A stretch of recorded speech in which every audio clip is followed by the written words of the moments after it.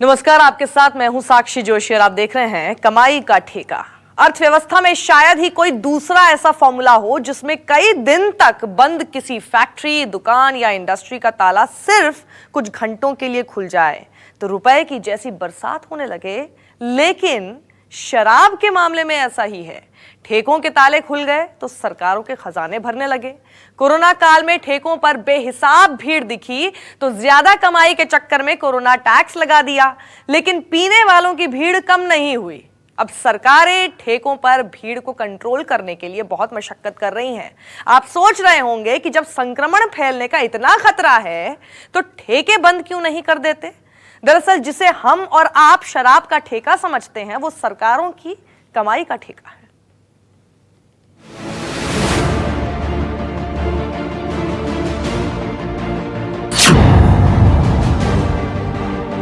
कुछ भी हो, हमें तो दारू पीनी है। आज कुछ भी हो,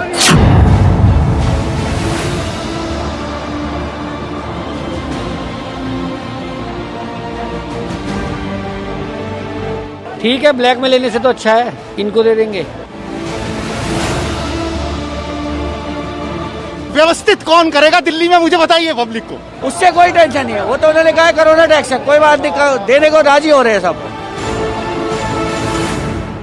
शौक है, शौक की कोई कीमत नहीं होती है। सरकार की तिजोरी खाली हुई इसलिए खुले ठेके।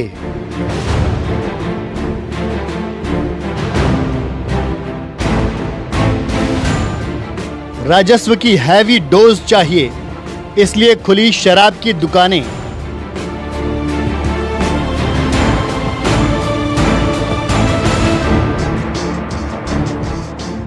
शराब की महंगाई पर शोर नहीं मचता इसलिए 70% टैक्स बढ़ाया।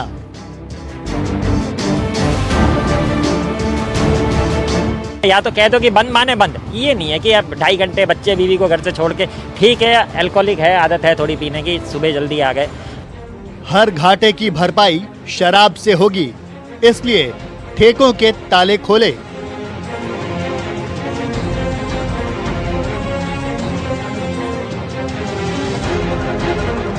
सर बिल्कुल मिलनी चाहिए, हम सुबह से मेहनत करके बैठे हैं। आप 70% टैक्स देने के लिए तैयार हैं? जी बिल्कुल, 100% भी होता तो भी देते हैं।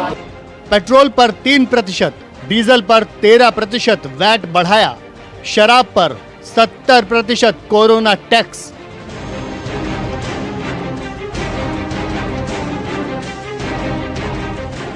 जनता से ज्यादा सरकार को शराब की जरूरत, सरकार को शराब का ही सहारा।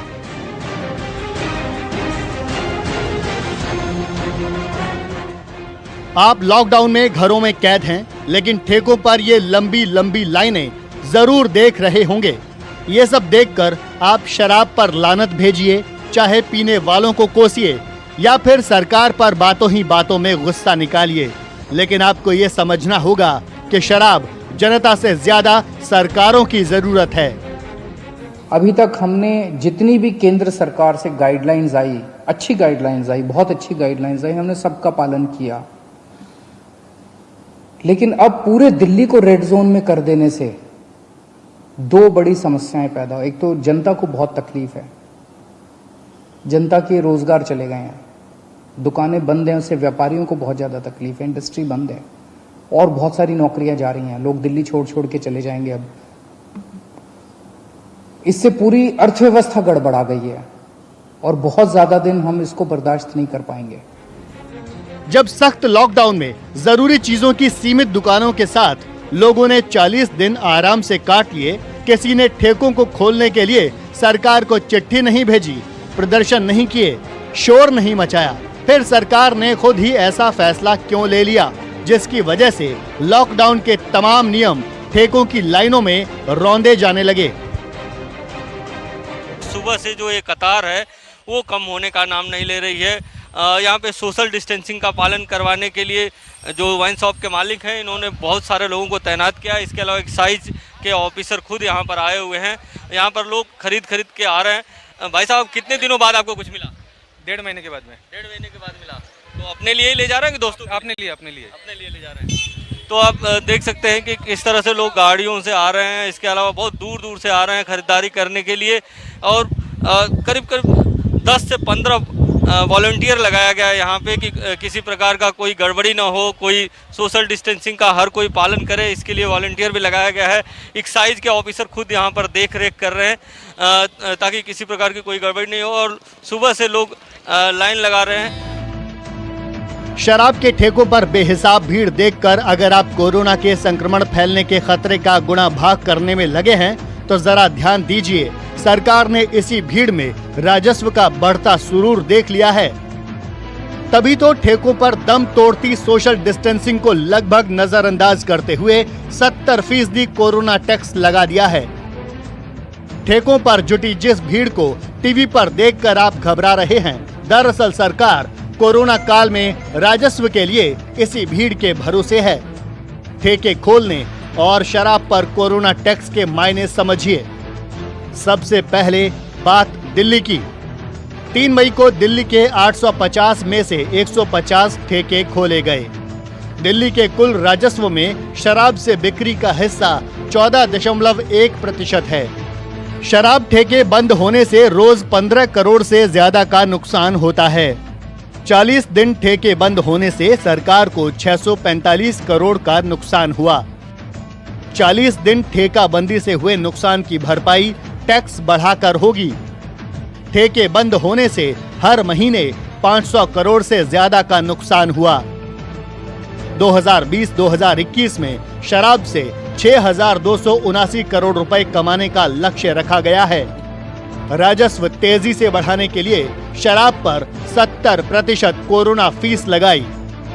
2020-2021 में राजस्व का लक्ष्य 44,100 करोड़ रुपए रखा गया था। अप्रैल से अब तक करीब 350 करोड़ रुपए ही आए हैं। मौजूदा राजस्व 2019 की तुलना में 10% भी नहीं है। इसलिए शराब पर 70% टैक्स बढ़ाकर राजस्व बढ़ाने का लक्ष्य है। 70% महंगी शराब के हिसाब से राजस्व काफी बढ़ जाएगा। अभी शराब बेचकर कमाई का लक्ष्य 6,279 करोड़ रुपए है। 70% टैक्स जारी रहा तो कमाई 10,000 करोड़ से ज्यादा होगी। आज के हालात में जब सरकार का राजस्व बिल्कुल सूख गया है, ना जीएसटी कलेक्शन पूरी आ पा रही है, बल्कि कुछ राज्यों में तो बिल्कुल ही, लॉकडाउन में तो बिल्कुल ही नहीं आई, ना ही एक्साइज आ पा रहा है। हम जानते ही हैं शराब पर और पेट्रोल जैसे आइटम पे अभी भी, और बिजली पर अभी भी जीएसटी नहीं लगता, उस पर एक्साइज लगता है। मैं समझता हूं कि शराब पर यह अतिरिक्त टैक्स लगा के कुछ समय के लिए सरकार को धन जुटाने में अवश्य आसानी रहेगी। हम दिल्ली का उदाहरण लें तो दिल्ली में 5,500 करोड़ रुपए का टोटल कलेक्शन एक्साइज का होता है, केवल और केवल शराब के माध्यम से। बहुत हद तक कारगर सिद्ध होता है। 750 करोड़ जहां पर दिल्ली सरकार की केवल सैलरी है सरकारी कर्मचारियों की, मैं समझता हूं उसमें बहुत सहयोग मिलता है। परंतु खाली इसी को हम लेके चलें कि खाली शराब के माध्यम से पूरी अर्थव्यवस्था सरकार चला लेगी, या खाली शराब के माध्यम से सरकार को जितनी पूर्ति होनी है वो हो जाएगी, ये सही नहीं है। सरकार को बहुत और सारे और कदम उठाने पड़ेंगे, अन्य राजस्व भी जुटाना पड़ेगा। दिल्ली सरकार को इस तिमाही में कमाई बढ़ती नहीं दिख रही है। मौजूदा हालात बता रहे हैं कि अगली तिमाही का राजस्व कलेक्शन भी काफी कम रह सकता है। ऐसे में राजस्व नहीं बढ़ाया गया तो दिल्ली सरकार को कर्मचारियों को सैलरी देने में भी मुश्किल आ सकती है। इससे पूरी अर्थव्यवस्था गड़बड़ा गई है और बहुत ज्यादा दिन हम इसको बर्दाश्त नहीं कर पाएंगे। और दूसरी तरफ जब सारी अर्थव्यवस्था बंद है तो सरकार का रेवेन्यू आना बंद हो गया है। तनख्वाहें कहां से देंगे, सरकारें कैसे चलेंगी? बिल्कुल बंद हो गया सरकार का रेवेन्यू आना। पिछले महीने अप्रैल के महीने में हर साल 3,500 करोड़ का रेवेन्यू आया करता था, इस बार केवल 300 करोड़ का रेवेन्यू आया है। इससे तो तनख्वाहें नहीं दी जा सकती, सरकार कैसे चलेगी? दिल्ली सरकार हर महीने अपने कर्मचारियों को 750 करोड़ रुपए सैलरी देती है। इसके अलावा ठेके पर रखे गए कर्मचारियों को सैलरी के रूप में 200 करोड़ रुपए देने होते हैं। 300 करोड़ रुपए बाकी खर्च है। सरकार को अपनी बेसिक मशीनरी चलाने के लिए हर महीने कम से कम 1100 से 1200 करोड़ रुपए की जरूरत होगी। ऐसे में शराब की बिक्री जारी रहने से उसे अपने खर्चों के लिए लगभग आधी रकम आसानी से मिल जाएगी। मौजूदा दाम 500 रुपए, नए दाम 850 रुपए, मौजूदा दाम 900 रुपए, नए दाम 1530 रुपए, मौजूदा दाम 1400 रुपए, नए दाम 2380 रुपए, मौजूदा दाम 1500 रुपए, नए दाम 2550 रुपए। बेसिकली ये कॉम्प्लिकेटेड इश्यू है। इसमें दोनों साइड देखने होंगे। सरकार को एक तरफ रेवेन्यू चाहिए, सरकार को सामने दूसरी तरफ लोगों को डिस्करेज भी करना है, लोग बाहर भी नहीं आए। तो बेसिकली सरकार ने टैक्स बढ़ा के दोनों ऑब्जेक्टिव्स अचीव करने की कोशिश करी है। एक तरफ उन्होंने रेवेन्यू जनरेट करने की कोशिश की है, एक्स्ट्रा रेवेन्यू, और साथ में लोगों को डिस्करेज भी किया है कि लोग घर से बाहर ना निकलें ताकि कोरोना वायरस बढ़े नहीं। दिल्ली की तरह यूपी सरकार ने भी शराब के ठेके खोल दिए हैं। लॉकडाउन 3 के पहले ही दिन यानी 4 मई से कई जिलों में ठेके खोले गए। शराब के ठेके खुलते ही भारी भीड़ जुटी। सोशल डिस्टेंसिंग के नियम तो ठेकों की भीड़ में दबकर दम तोड़ गए, लेकिन ये भीड़ देखकर सरकारें खुश हैं।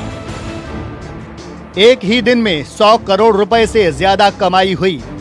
सामान्य तौर पर एक दिन में 80 करोड़ का राजस्व मिलता है। फिलहाल शराब की बिक्री से हर महीने 2500 करोड़ रुपए मिलते हैं। 2020-2021 में शराब से हर महीने 3000 करोड़ राजस्व का लक्ष्य है। सिर्फ लखनऊ में ही 4 मई को 6.3 करोड़ रुपए की शराब बिकी। यूपी में शराब की 25,000 से ज्यादा लाइसेंस वाली दुकानें हैं। 5 मई से 805 शराब के ठेकों को खोलने की अनुमति दी गई। अर्थशास्त्र में सिद्धांत होता है जिसको बोलते हैं प्राइस इलास्टिसिटी। प्राइस इलास्टिसिटी का अर्थ है कि किसी वस्तु की डिमांड में, उसकी मांग में कीमत के बदलाव का कितना प्रभाव पड़ता है, जिसको हम प्राइस इलास्टिसिटी बोलते हैं। शराब उनमें से एक आइटम है जिसमें कीमतें बढ़ने का उसकी मांग पर इतना असर नहीं पड़ता है, क्योंकि ये एक लत, एक आदत के अधीन पी जाती है। तो जिन लोगों को शराब पीने की आदत है, उनको जो तलब और जो तड़प बनती है वो इसको कीमत बढ़ने पर भी खरीदते हैं। तो दिल्ली सरकार ने जो 70% कोरोना टैक्स लगाया है या कोरोना फी लगाई है, मैं समझता हूं उससे शराब की मांग पे शायद थोड़ा फर्क पड़े उन व्यक्तियों पर जिनके पास बहुत ज्यादा धन नहीं है, या जिनके पास खाने को नहीं है, या जो खाने के पैसे अपने वहां लगा रहे हैं वो शायद 2 बोतलों की जगह 1 बोतल खरीद पाए, परंतु मेरे हिसाब से खरीदेंगे जरूर, क्योंकि प्राइस इलास्टिसिटी सिद्धांत अर्थशास्त्र का जो है उसके अनुसार इस पे कीमतों के बढ़ने का उतना असर नहीं पड़ेगा जितना असर बाकी वस्तुओं पर पड़ता है। अब शराब को आप सरकारों के नजरिए से देखिए। ठेके खोलना सरकार की मजबूरी नहीं बल्कि राजस्व के लिए बहुत जरूरी है, और टैक्स बढ़ाकर लॉकडाउन के दौरान हुए घाटे को कम करना उससे भी ज्यादा जरूरी। इसलिए शराब पर दिल्ली समेत कई राज्यों ने काफी टैक्स बढ़ा दिया है, फिर भी पीने वालों के सब्र का पैमाना नहीं छलका। वो जानते हैं शराब सिर्फ उनके लिए नहीं बल्कि अर्थव्यवस्था की सेहत के लिए भी बहुत जरूरी है। Bureau report, news 24। जरा सोचिए, कोरोना के दौर में लॉकडाउन के 40 दिन में ही सरकारों की हालत खराब होने लगी है। इसीलिए सरकारों के राजस्व की सेहत सुधारने के लिए शराब के ठेके खोलने पड़े। संक्रमण के खतरों के बीच ठेकों को लेकर राज्य सरकारें काफी आशीर्वाद हो चुकी हैं। उन्हें समझ में आ गया है कि राजस्व को बढ़ाने के लिए इससे आसान उपाय नहीं हो सकता, और इसीलिए कोरोना संक्रमण के खतरे को रोकने के लिए और ठेकों पर लंबी लंबी लाइनों से लोगों को राहत देने के लिए शराब की होम डिलीवरी करवाने का फैसला किया गया है। छत्तीसगढ़ और पंजाब में घर बैठे शराब मिलेगी। बाकी सरकारें भी इस बारे में इस वक्त विचार कर रही हैं।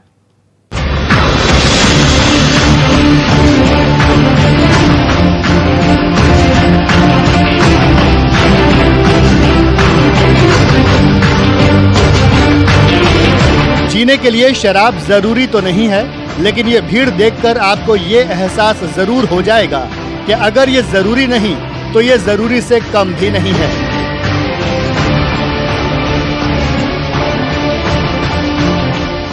शराब का आलम यह है कि पीने वालों से ज्यादा ये सरकारों के लिए जरूरी बन चुकी है।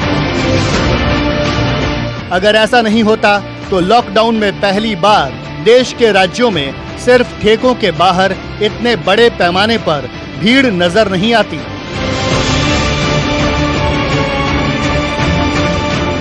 अब तक के लॉकडाउन में दवा खरीदने के लिए, मेडिकल स्टोर जाने के लिए पुलिस को पर्चा दिखाना पड़ता था, लेकिन दारू खरीदने के लिए ना कोई पर्चा, ना कोई पूछताछ। और पुलिस तो यहाँ खुद खड़ी है ताकि सबको आराम से शराब मिल जाए। अब तो और भी आराम से शराब मिलेगी, यानी दवा और दारू दोनों घर बैठे ही आप तक पहुंच जाएंगी।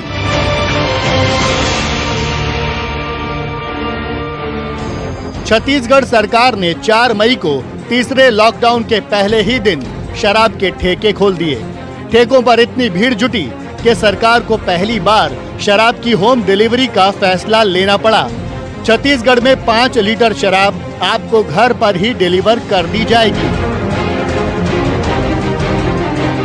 ठेके बंद होने से रोजाना करोड़ों का घाटा झेल रही पंजाब सरकार ने भी ऐसा ही फैसला किया है। 6 मई से शराब के ठेके खुलेंगे और होम डिलीवरी भी होगी। छत्तीसगढ़ सरकार का फैसला आपको हैरान कर सकता है, लेकिन जब राजस्व के लिए शराब के ठेके खोलना मजबूरी बन जाए तो शराब की होम डिलीवरी करना जरूरी हो जाता है। छत्तीसगढ़ में 5 लीटर तक शराब घर पर मिल सकेगी। शराब की होम डिलीवरी के लिए MRP से 120 रुपए ज्यादा देने होंगे। राज्य सरकार के मुताबिक लोगों की सुविधा के लिए होम डिलीवरी हो रही है। ठेकों पर भीड़ कम करने के लिए होम डिलीवरी का फैसला हुआ है। मोबाइल ऐप और वेबसाइट के माध्यम से भी शराब खरीद सकते हैं। फिलहाल ग्रीन जोन एरिया में होम डिलीवरी शुरू की गई है।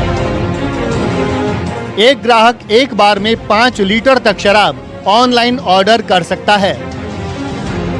डिलीवरी बॉय के जरिए शराब घर घर पहुंचाई जा रही है। हालांकि घर घर शराब पहुंचाने से राजस्व और बढ़ने की उम्मीद है। मौजूदा दौर में शराब की होम डिलीवरी से ग्राहक और सरकार दोनों को फायदा होगा। लोगों को घर बैठे शराब मिल जाएगी, सरकार को राजस्व मिलता रहेगा और ठेकों पर होने वाली भीड़ कम होने से कोरोना संक्रमण का खतरा भी कम रहेगा। शायद इसीलिए पंजाब सरकार ने भी 6 मई से शराब के ठेके खोलने के साथ साथ शराब को घर तक पहुंचाने का फैसला किया है। ग्रीन जोन वाले इलाकों में होम डिलीवरी होगी। 6 मई से शराब के ठेके सुबह 9 बजे से दोपहर 1 बजे तक खुलेंगे। दोपहर 1 बजे से शाम 6 बजे तक होम डिलीवरी होगी। पंजाब पहला राज्य है जिसने ठेके खोलने की मांग की थी। पंजाब हर साल करीब 6,000 करोड़ रुपए शराब राजस्व से कमाता है। कल जब परसों कैबिनेट होगी उसमें फैसला हो जाएगा। मैं इस पक्ष में हूँ, खोलने चाहिए। ऑनलाइन डिलीवरी की बात भी आ रही है। मैं ऑनलाइन डिलीवरी के मैं खिलाफ हूँ। मैं चाहता हूँ कि ठेके सीधे खोलने चाहिए। देश के बाकी राज्यों की तरह राजस्थान सरकार भी राजस्व का बड़ा हिस्सा पाने के लिए शराब पर निर्भर है। 4 मई को पहली बार शराब के ठेके खुलने पर जबरदस्त भीड़ दिखी। नतीजा ये हुआ कि 2 घंटे के भीतर ही अगले आदेश तक शराब के ठेके बंद करने पड़े। 5 मई को नई गाइडलाइंस के आधार पर दुकानें खुली। पुलिस की कड़ी सुरक्षा के बीच ठेके खोले गए, लेकिन भीड़ कम नहीं थी। हालांकि सोशल डिस्टेंसिंग का पालन कराया गया। ठेकों के ताले खोलना सरकारों की मजबूरी है, क्योंकि लॉकडाउन के दौरान ठेके बंद रहने से राजस्थान सरकार को 800 करोड़ रुपए कम राजस्व मिला था। इसलिए एहतियात के साथ ठेके खोले जा रहे हैं। नई गाइडलाइन जारी की है राजस्थान सरकार ने। ये पूरी लाइन है, देखिए लोग हाथ में थैला तक लेके आए हैं, क्योंकि इन्हें डर है कि कहीं दाम बढ़ गए, कहीं महंगा हो गया तो क्या होगा। सभी लोग आपको यहाँ मिल जाएंगे। ये सर पूरी की पूरी थैली लेके आए, बड़ी वाली सर कट्टा। कोई डर है कि रेट बढ़ जाएगा? नहीं वैसे ही लेने आ गए। वैसे लेने आ गए। तो आपको लग रहा है सोशल डिस्टेंसिंग अगर अब सही है पहले से कल की तुलना में? पहले बहुत अच्छा है। पहले दिन राजस्थान में 59 करोड़ रुपए की शराब बिकी। राजस्थान ने 2019-2020 में शराब से 7,800 करोड़ रुपए कमाए थे। राजस्थान को ठेके बंद होने से रोज 41 करोड़ का नुकसान हुआ। राजस्थान सरकार ठेकों से 1,000 करोड़ रुपए कमाना चाहती है। राजस्थान सरकार के कुल राजस्व का 10% सिर्फ शराब से आता है। शराब का सारा खेल बहुत साफ है। सरकारों को राजस्व की जरूरत है, इसलिए शराब के ठेके खोलना उनके लिए जरूरी है। पीने वाले इसे लॉकडाउन में वक्त काटने का जरिया और जरूरत दोनों बता रहे हैं। सरकारें पिलाकर खुश हैं और पीने वाले पीकर, लेकिन इन सब के बीच ऐसा रास्ता निकालना होगा जिससे सिर्फ सरकार और पीने वाले ही नहीं बल्कि वो लोग भी खुश हो सकें जिनके लिए अब लॉकडाउन का एक एक दिन एक युग बीतने के बराबर है। क्योंकि ऐसा नहीं हो सकता कि सिर्फ ठेके खुलें और सरकारें कमाएं, क्योंकि शराब सरकार की जेबें तो भर सकती है लेकिन लोगों का पेट रोजगार शुरू होने से ही भरेगा। Bureau report, news 24।